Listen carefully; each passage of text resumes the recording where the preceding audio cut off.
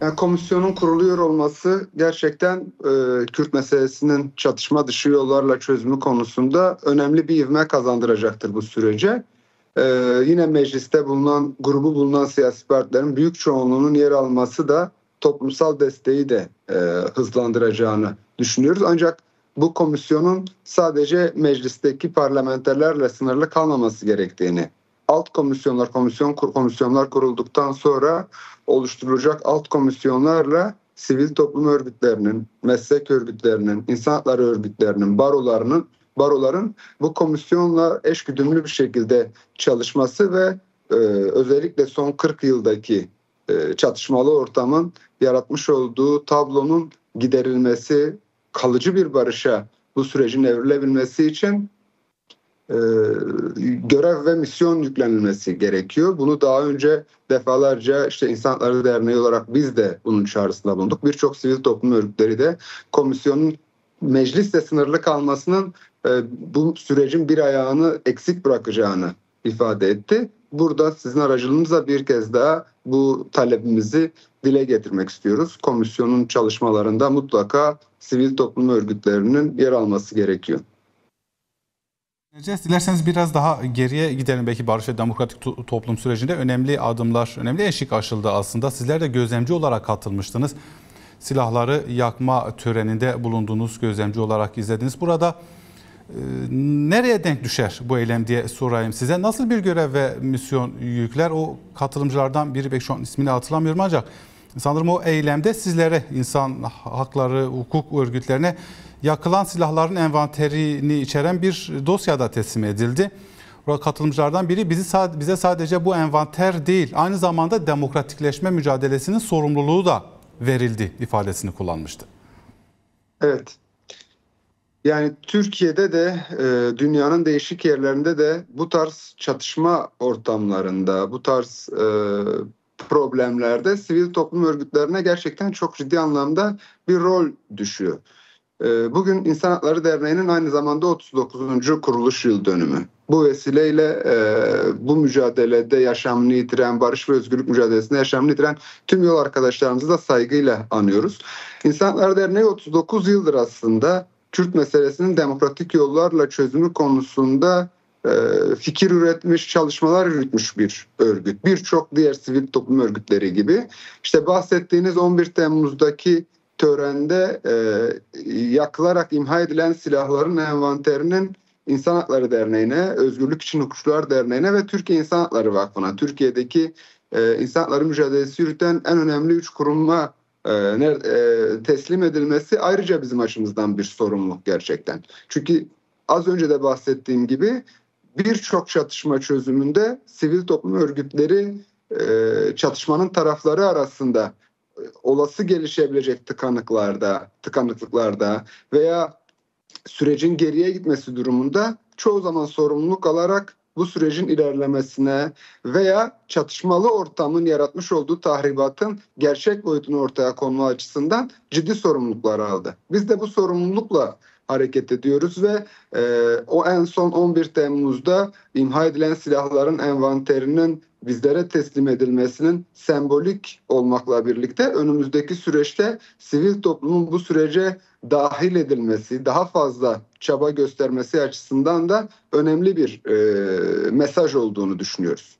Devam eden bir barış ve demokratik toplum süreci var. Belki İnsan Hakları Derneği'nin 39 yıllık bu mücadelesine de baktığımız zaman mücadele ettiği alanlarda bir iyileşme beklentisi var aslında. Bir yandan da hak ihlallerinin sona ermesi, demokrasinin, hukukun gelişmesi beklentisi var. Tam da bu noktada atılması gereken adımlara dair neler söylemek istersiniz? Belki hapishaneler bunun bir örneği, topluma yönelik baskı, basına yönelik baskı, birçok alanda aslında yoğun bir ihlal var.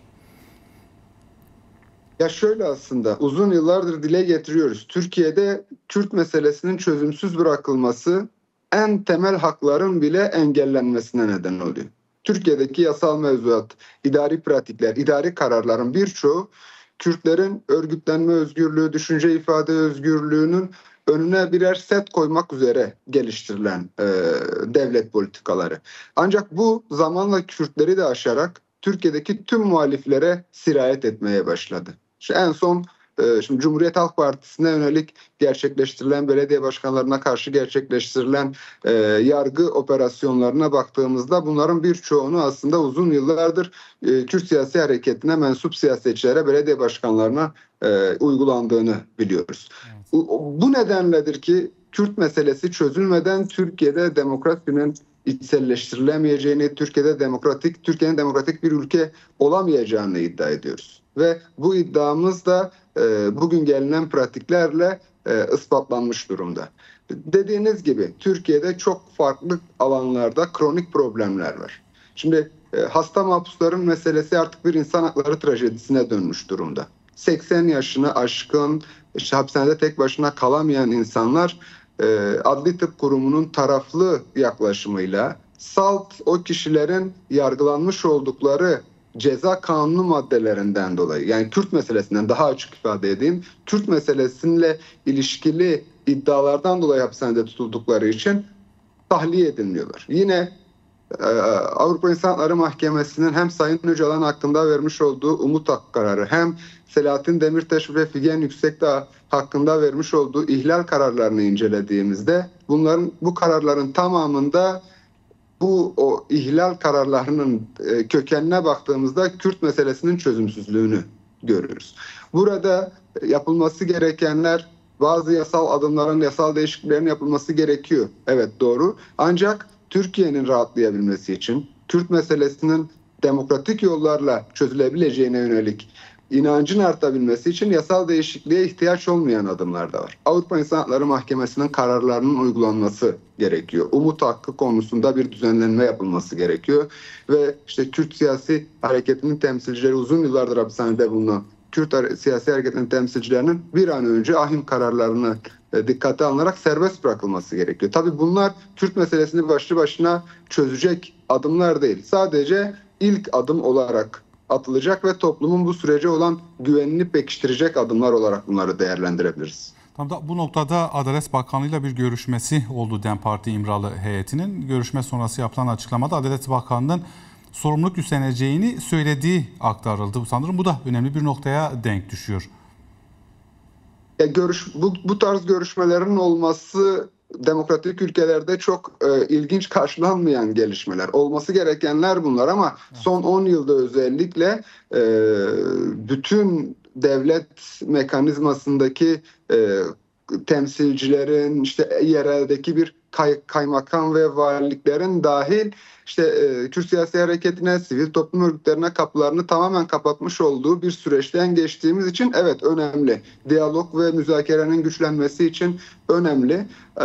Ve ancak bunun sürekli çok uzatılmadan toplumdaki beklentiyi karşılayacak somut adımlara dönüşmesi gerektiğini ifade ediyoruz. Çünkü söz konusu az önce bahsettiğimiz Adalet Bakanlığı'nı doğrudan ve mahkemeleri doğrudan ilgilendiren umut hakkı ile ilgili karar 11 yıl önce verildi. Sayın Demirtaş'la ilgili verilen karar 5 yıl önce verildi. 6 yıl önce verilen bir karar vardı. Zaten yeterince zaman kaybedildi ve bir çözümsüzlüğe sürüklendi Türkiye. Bugünden itibaren özellikle 11 Temmuz'da 30 PKK militanının silahlarını imha ederek dünyanın tamamına barış konusundaki tavrını net bir şekilde ortaya koyduğu bir durumda iktidarın da bu adıma karşılık bu sürecin sağlıklı ilerletileceğine ve kalıcı barışa evrileceğine dair topluma güven verici adımlar atması gerekiyor.